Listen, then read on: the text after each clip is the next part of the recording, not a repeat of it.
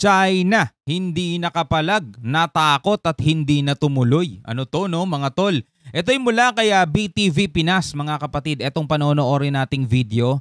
Alamin natin mga kapatid kung ano ang nangyari at hindi sila nakapalag at natakot at hindi na tumuloy. Pero bago yan, syempre hinihikayat kita, huwag mong kalimutan mag-subscribe kay BTV Pinas mga kapatid. Nakalagay po ang link sa ibaba. At syempre kung bago ka pa lamang dito sa ating channel at trip mo yung mga ganitong klaseng reaction video and commentary, huwag mong kalimutan mag-subscribe. Click mo na rin ang notification bell para ma-notify ka whenever na may mga bago tayong reaction video na katulad nito. So wag na natin patagalin pa, total wala na rin naman tayong hinihintay na, panoorin na natin to mga tol.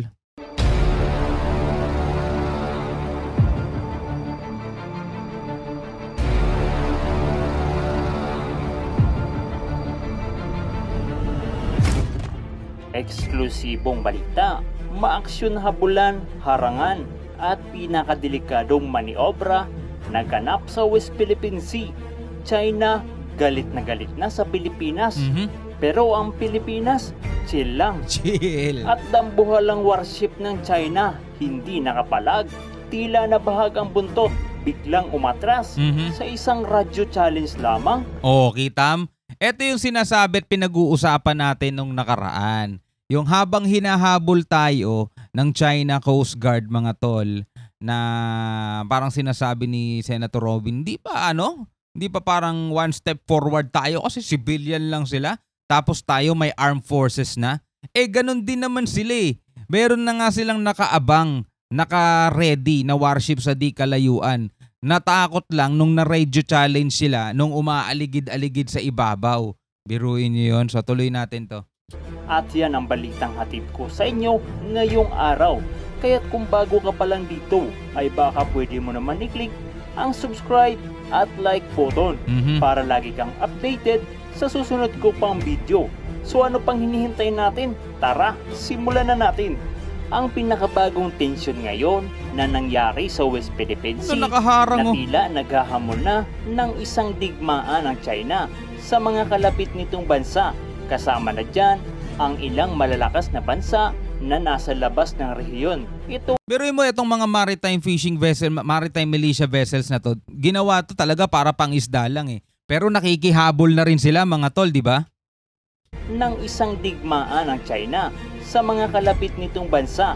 Kasama na dyan ang ilang malalakas na bansa na nasa labas ng rehiyon. Ito ay nangyari matapos lamang ang ilang araw nang nagsalita si Pangulong Bongbong Marcos sa ASEAN Summit at nagbitiw ito ng matitinding salita ukol sa ginagawang pag-uukupa sa ilang bahagi ng West Philippine Sea. Ang Pilipinas ay patuloy pa rin na inilalaban ang West Philippine Sea sa isang diplomatikong paraan upang maiwasan ang posibleng matinding hidwaan sa pagitan ng Pilipinas at China.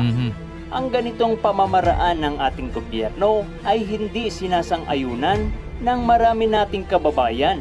Dahil ayon sa ating kababayan, ang ginagawa na ito ng ating gobyerno ay lalo lamang magpapalakas ng loob sa inchik upang ang Pilipinas ay basta-basta na lang nilang hulihin. Hindi, sa panahon ngayon, sa pagkakataong ito, yan lang talaga muna nagagawa natin habang nagpapalakas pa tayo, no?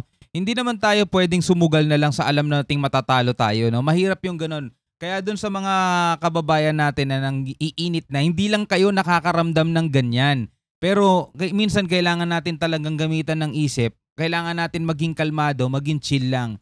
Kasi kung susugod ka, 'di ba, ang kalaban mo matataas na kalibre ang dala-dala, tas ikaw itak lang, ay wala.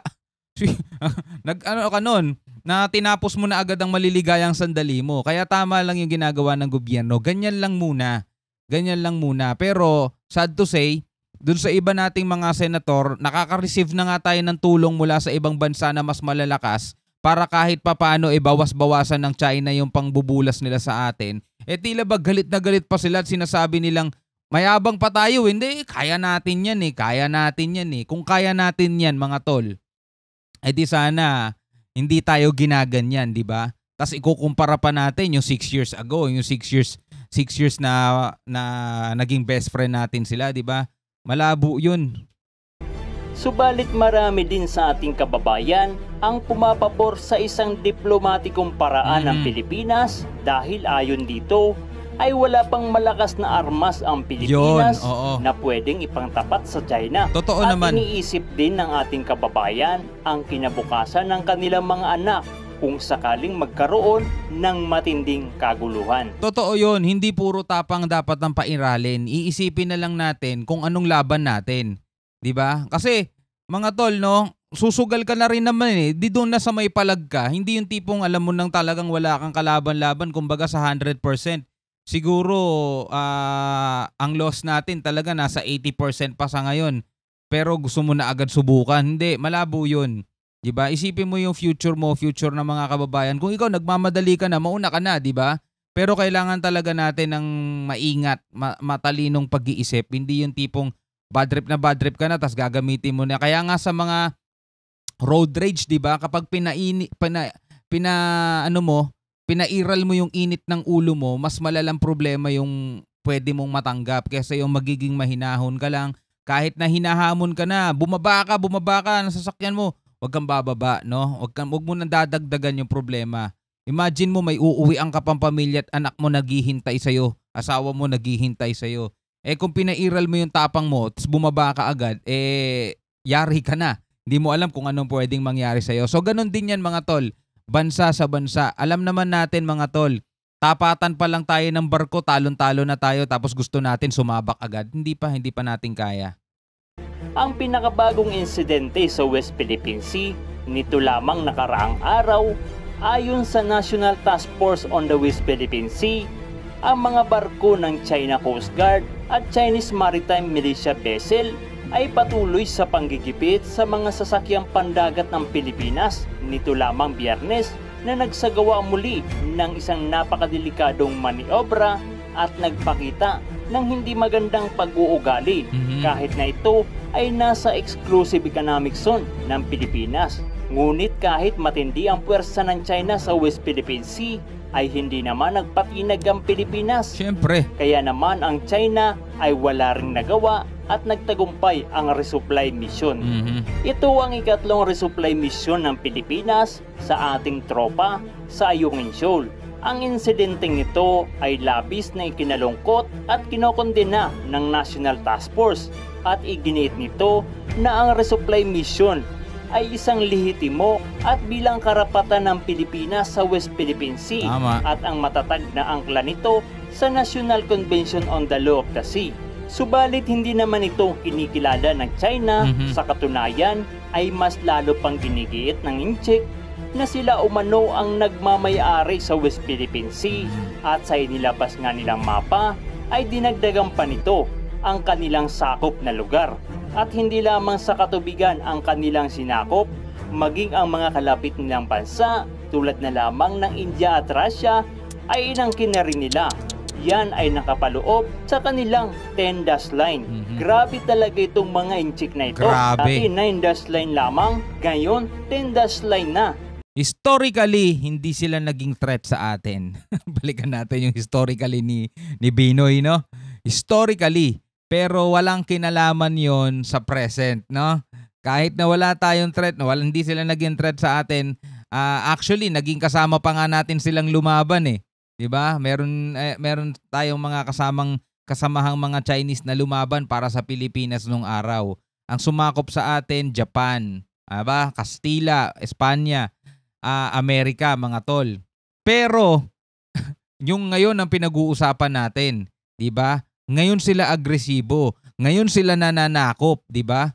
So part na ngayon ng history 'to. Yung part na itong history na pag-aaralan sa susunod na henerasyon, 'di ba? Yung ngayon ay magiging history sa susunod na henerasyon. Sino-sino ang mga bansang gustong manakop sa Pilipinas, no? Kasama na ngayon sila sa ilalagay sa textbook balang araw, mga tol.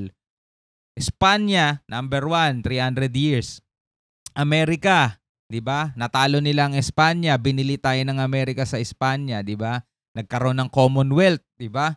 Tapos biglang dumating ang mga Hapon, 3 taon din tayong sinakop niyan, 'di ba? Binagsakan ng Amerika ng atomic bomb itong bansang Japan, Hiroshima, Nagasaki, sumuko ang mga Hapon sa Amerika. O, ibinalik ng Amerika sa atin ngayon yung ating kalayaan. Doon nagsimula mga tol, hindi natin tinalo ang Amerika sa digmaan. Hindi natin sila natalo, no? Pinagkaloob na nila sa atin yung kalayaang tinatamasa natin ngayon. 'Di ba? Though may utang sila sa atin. Oo, nandiyan tayo. 'Di ba? Sinakop din nila tayo mga tol. Pero pagdating ng panahon, sino-sino ang mga sumakop sa Pilipinas? Eto, nagtangkang manakop sa Pilipinas. Pero alam naman natin darating panahon hindi magtatagumpay tayo. Kaya magiging part na lang sila ngayon ng history. So magbabago yung history natin. Historically, no, naging threat sa atin ang China. Eto na nga yun mga tol. Baka sa susunod 11 dash line na yan at kasama na ang kalupaan malapit sa inaangkin nilang teritoryo kuno. Samantala sa iba pang balita, pagbuntot ng Chinese People's Liberation Navy na may guided missile destroyer sa mga barko ng Estados Unidos, Japan at Canada habang ito ay nagsasagawa ng isang trilateral exercises sa East China Sea. Ngunit biglang umatras nang ito ay radyuhan ng US Navy destroyer na USS Ralph Johnson. Ang ilang media na kasama sa naturang exercises ay naglabas ng footages na kung saan kita dito ang isang barko ng China na isang uri ng destroyer ay naglayag papunta sa kanila. Ito ay nagsagawa ng isang photo exercises at nag-radio challenge pa. Ang warship destroyer ng China ay hindi nagsagawa ng anumang hindi kanais-nais na aksyon laban sa mga barko na nagsasagawa ng trilateral exercises sa East China Sea. Ito ay nagbigay daan ng ang US Navy destroyer na ang nag-radio challenge sa barko ng China. Wala naman pala sila Ang isa sa layunin ng trilateral exercises na ito ay upang pahinain ang puwersa ng China sa katubigan na kung saan ay inaangkin nila ang buong karagatan ng South China Sea na halos China na ang may kontrol sa katubigan na dapat ito ay libreng daraanan ng mga barko sa Indo-Pacific. At kung mapahina na nila ang puwersa ng China sa katubigan ng South China Sea, ay madali na lamang para sa ibang mga bansa na maglagay ng istasyon sa mga exclusive economic zone nito ng bawat bansa dahil wala nang pumipigil sa pagdadala ng construction material. Ang hakbang na ito ng tatlong bansa ay napakaganda upang tulungan din ang maliliit na bansa tulad na lamang ng Pilipinas na palagi na lamang binubuli ng China, subalit yan ay may dala ring pangamba dahil posible yan ay maging hudyat ng isang malawakang hidwaan na pwedeng magresulta ng isang digmaan. Lalo't malalakas na bansa ang magbabanggaan, pero wag naman sana mangyari at maidaan pa rin sa maayos na pag-uusap dahil tulad na lamang sa lagi kong sinasabi, ang digmaan ay walang panalo, bagkus hirap at pighati lamang ang dulot nito sa tao. Lalo na ang mga sibilyan na madadamay sa digmaan. Ikaw kabayan, ano ang masasabi mo sa video na ito? Lalo na ang panibagong pangaharas ng China sa Pilipinas. Dapat na ba tayong gumawa ng agresibong hakbang laban sa Incheck o mananatili pa rin tayo sa isang diplomatikong pamamaraan? Ano sa tingin mo? Bilang isang Pilipino mga tol, no, maraming salamat kay BTV Pinas sa information na to na ibinahagi sa ating lahat. Now, bilang isang Pilipino mga tol, hanggang sa dumating yung panahon na talagang kaya nating tumindig sa sarili natin ng walang tulong ng ibang mga bansa, mga kapatid, no? Manatili muna tayo sa diplomatikong pamamaraan. Pero hindi naman ibig sabihin na pagdating na panahon kaya na natin, agresibo na rin tayo, no? Dahil tulad nga na sinabi rito ni BTV Pinas, wala talagang patutunguhan ng isang gera, kundi hirap at pighati lang yan para sa mga mamamayan, no, na magkaparehong bansa, ng magkaibang bansa mga tol. So hanggat maaari talaga ay makuha yan sa mabuting usapan, no? Pero syempre, hindi naman pwede napapayag kang batok-batukan ka na lang, di ba? Hindi naman papayag na batok-batukan ka na lang, yung tipong binubuli ka na hinahayaan mo na lang. No, tapos nakabili ka na ng mga matataas na armas, mayroon ka ng mga assets, no? Pero hindi mo ginagamit kasi ayaw mo ng tensyon. Bakit ka pa bumili? Sana hindi na lang. Tinipid mo na lang sana yung pera, di ba? So, yun lang mga kapatid. Ikaw, anong masasabi mo bilang isang mamamayang Pilipino? Comment ka sa baba. Napag-usapan natin yan sa comment section. Maraming salamat sa panonood. Hanggang sa muli, ako nga pala si Shobaldi. Peace out.